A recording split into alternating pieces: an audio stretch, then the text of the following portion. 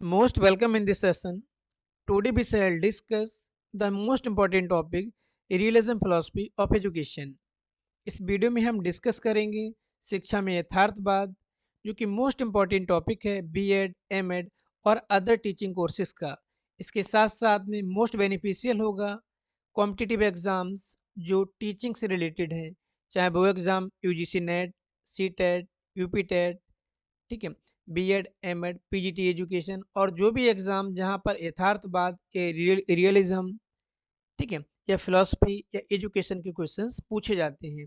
चलिए हम आगे बढ़ते हैं और इस वीडियो में डिस्कस करेंगे क्या, हम यहाँ डिस्कस करेंगे कॉन्सेप्ट, यथार्थवाद की संप्रत्यय क्या है, चीफ एक्सपोनेंट, प्रिंसिपल्स, उद्देश्य क्या है, ऑब्जेक्टिव्स, करिकुलम, यथार्थवादियों ने किस प्रकार के पाठ्यचर्या पर जोर दिया है, टीचिंग मेथड्स क्या हैं, डिसिप्लिन का क्या कॉन्सेप्ट है, अनुशासन, शिक्षक और विद्यालय से संबंधित क्या बातें की गई और मेजर कंट्रीब्यूशन का। चलिए आगे बढ़ते हैं। जब हम बात करते हैं रियलिज्म की या यथार्थवादी की, जो दिया गया है किसके द्वारा, अरस्तु के द्वारा दिया गया है। यहाँ पर अरिस्टोटल जो कौन है, जो प्लेटो के शिष्य हैं, ठीक है। और प्लेटो ने क्या दिया, प्लेटो ने दिया है यहाँ पर आदर्शवाद या आइडियलिज्म, ठीक है। Aristotle was the leading proponent of realism started with the Lyceum. अरस्तु यथार्थवादी दार्शनिक विचारधारा के प्रमुख प्रवर्तक हैं और इनको हम फादर भी बोलते हैं या यथार्थवादी विचारधारा का जनक भी कहा जाता है, जिन्होंने स्टार्ट किसके साथ में किया, लीसियम के साथ में। जिस तरह से प्लेटो ने एकेडमी को इस्टेब्लिश किया था, जो प्लेटो के द्वारा स्थापित किया गया विद्यालय क्या नाम था, एकेडमी, जो कॉम्पिटिटिव एग्जाम में एमसीक्यू में पूछा भी जाता है। इनके द्वारा क्या किया गया था, लीसियम, जो एक व्यायामशाला की तरह पर था, जहाँ पर फिजिकल एक्टिविटीज भी बच्चे करते थे। प्लेटो घूम घूम कर वहाँ पर बच्चों के साथ में डिस्कशन करते थे, बातचीत करते थे। और ठीक है, realism is the ideology of western philosophy which consider that the physical world or external world which has real existence। यथार्थवाद जो है पाश्चात्य दर्शन की वो विचारधारा है जो मैटर को रियल मानती है, जो पदार्थ को सत्य मानती है, ठीक है। यहाँ पर किसके ऊपर फोकस किया जाता है, मैटर के ऊपर या पदार्थ के ऊपर, जिसको देखा जा सके, ठीक है।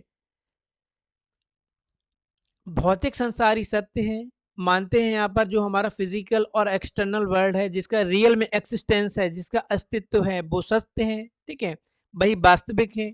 और भौतिक संसार में जो वस्तुएं होती हैं वो कल्पना मात्र नहीं है। अब यहाँ पर कल्पना मात्र क्यों नहीं है, जब हम बात करते हैं प्लेटो की आइडियलिज्म आदर्शवाद की, तो वहाँ पर जो मन का संसार है, जो विचारों का संसार है और जो आध्यात्मिक संसार है उसके ऊपर बल दिया गया।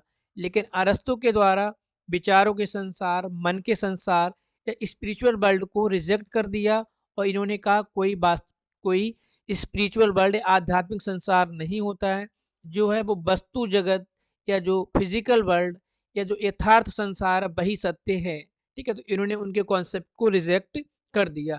Realism is a revolt against idealism. यहाँ पर यथार्थवाद है वो पाश्चात्य दर्शन की विचारधारा आदर्शवाद का घोर विरोधी है, ठीक है, उसके विपरीत है।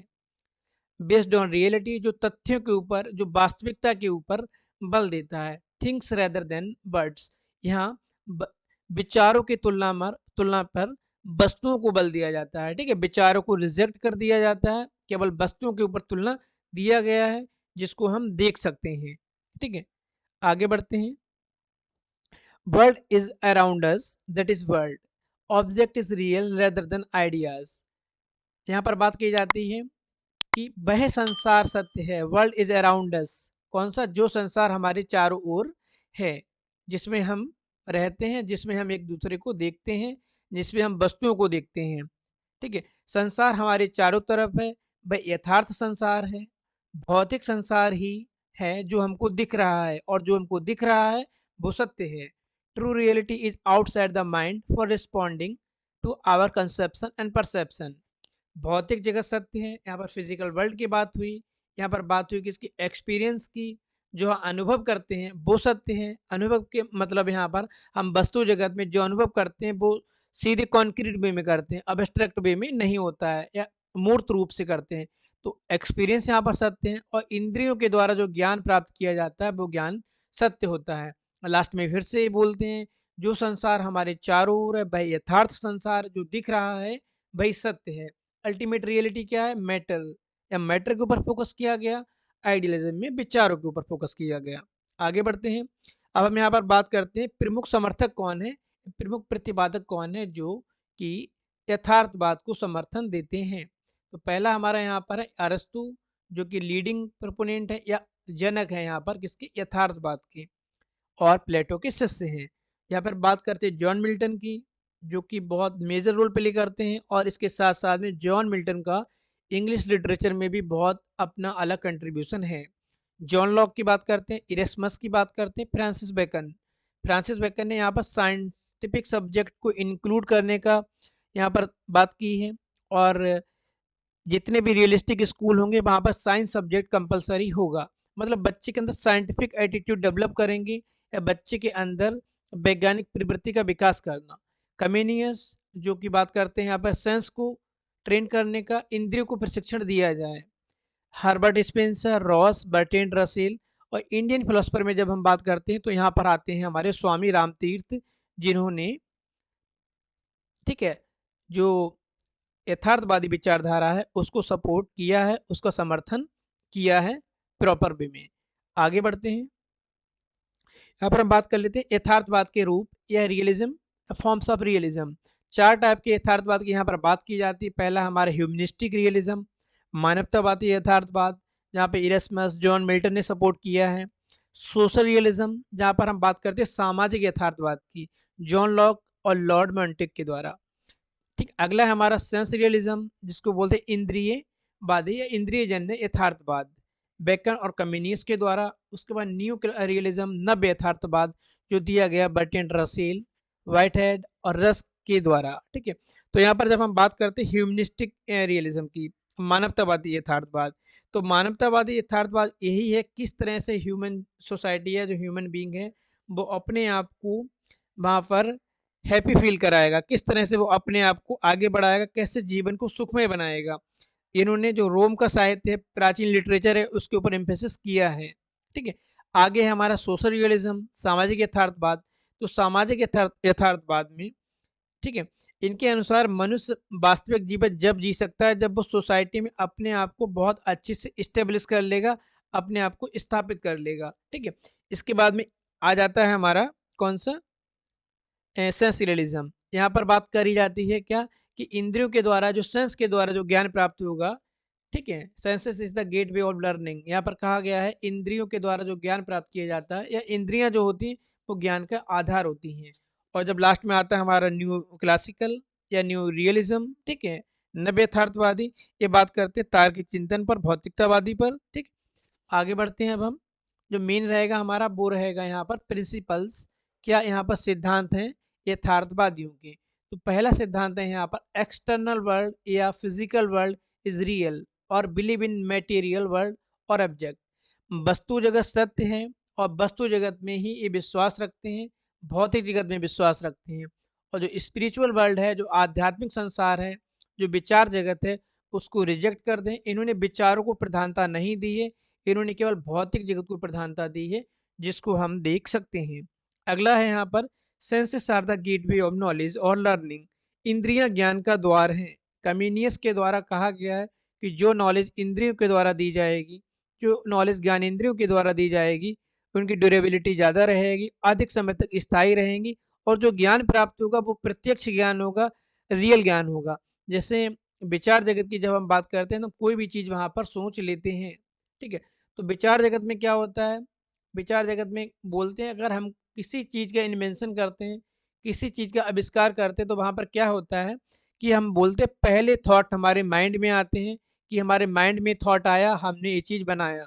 फॉर एग्जांपल हम यहाँ मोबाइल की बात कर लेते हैं, तो विचार जगत या आदर्शवाद के अनुसार हमारे मन में एक विचार आया कि हमको बात करने के लिए एक मोबाइल बनाना है, तो हमने मोबाइल बनाया, वहाँ बात करना स्टार्ट कर दी। लेकिन जब हम यथार्थवादियों की बात करते हैं तो वो ये नहीं मानते कि हमारे मन में कौन सा कॉन्सेप्ट आया, वो जो मोबाइल है, जो भी वर्ल्ड मटेरियल है, वो उसको मैटर के फॉर्म में देखते हैं कि इसमें प्लास्टिक यूज़ हुआ है, इसमें ग्लास यूज़ हुआ है। वो इस तरह से चीज़ों को सोचते हैं, और जबकि आदर्शवादी ये मानते हैं कि जो कुछ भी क्रिएशन होता है वो मन की उपज है। अगला है man will discover reality with the use of science common sense through education.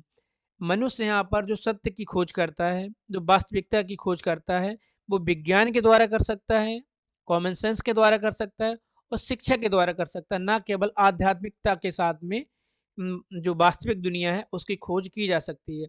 जिस तरह से यथार्थ आदर्शवादी मानते हैं कि जो भी ज्ञान है, सत्य ज्ञान क्या है वहाँ पर आत्मा परमात्मा की प्राप्ति और आत्मानुभूति, लेकिन यहाँ पर यथार्थवादियों के द्वारा जो हमको सामने दिख रहा है वही सत्य है, इसके ऊपर हमको नहीं बढ़ना। जो सामने दिख रहा है वो साइंस के द्वारा प्रमाणित होगा, वेरिफिकेशन होगा और इंद्रियों के द्वारा हम उसको सीख सकते हैं। Emphasis on observation, experiment, experience and scientific reasoning. अवलोकन पर बल दिया गया है, प्रयोग पर बल दिया गया है, अनुभव पर बल दिया गया है और वैज्ञानिक तर्कों पर जोर दिया गया है। किसके द्वारा? रियलिज्म के द्वारा। आगे, believe in individual and social development. ये व्यक्ति के सामाजिक विकास की भी बात करते हैं और उसके व्यक्तिगत विचार की भी बात करते हैं। इसके साथ साथ में भौतिक जगत और वस्तु जगत में विश्वास रखते हैं और जो विचार जगत है उसको बाहर कर देते हैं। ठीक है। प्लुरलिस्टिक कॉन्सेप्ट, यहाँ पर बहुतत्ववादी विचारधारा की बात की जाती है। जैसे जब हम बात करते हैं किसकी? आइडियलिज्म की। तो आइडियलिज्म जो विचारधारा है वो वहाँ पे क्या है? मोनोलिस्ट है, वो केवल विचार के ऊपर बात करती है। और यहाँ पर क्या है? यहाँ विचार के ऊपर बात नहीं की जाती है। यहाँ संसार में जो जो चीज़ें हैं, ठीक है, हर चीज़ को प्रॉपर इम्पोर्टेंस दिया जाता है, केवल विचारों को इम्पोर्टेंस नहीं दिया जाता। यहाँ भौतिक जगत को भी इम्पोर्टेंस दिया जाता है, विचारों को भी दिया जाता है और हर चीज़ को इंक्लूड किया गया है। आगे बढ़ते हैं। अब यहाँ हम बात कर लेते हैं उद्देश्य क्या होंगे यथार्थवाद के। AIIMS and objectives of realism. Preparing the child for a happy and successful life. बालक को सुखी और सफल जीवन जीने के लिए तैयार करना। ठीक है, ये पहला एम है किसका? आदर्शवादियों का नहीं, यथार्थवादियों का। आदर्शवादियों का क्या था? वहां पर आदर्शवादियों का पहला एम था बच्चे को, वहां पर क्या था कि उनको सत्यम शिवम सुंदरम और आत्मानुभूति की प्राप्ति करानी थी, आध्यात्मिक संसार की नॉलेज देने के साथ में। लेकिन यहाँ पर क्या है?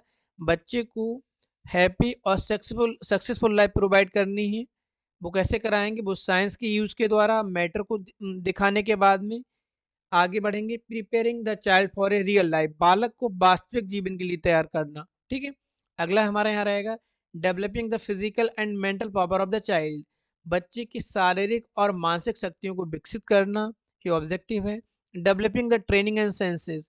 इंद्रियों का प्रॉपर प्रशिक्षण और यहाँ पर विकास की बात की गई है। ठीक है।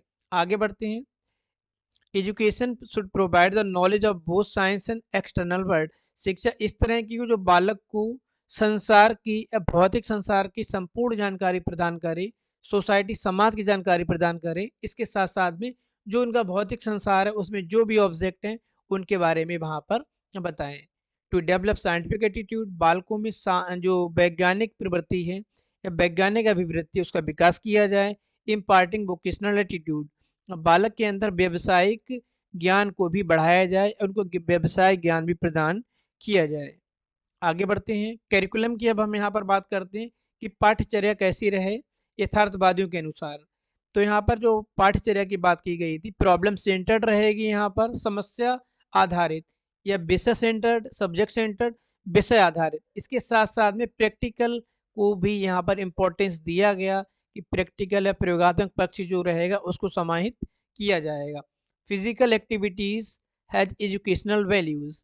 जॉन लॉक के द्वारा बताया गया जब शारीरिक क्रियाएं करेगा और शारीरिक क्रियाओं के द्वारा शैक्षिक मूल्यों की प्राप्ति भी होगी।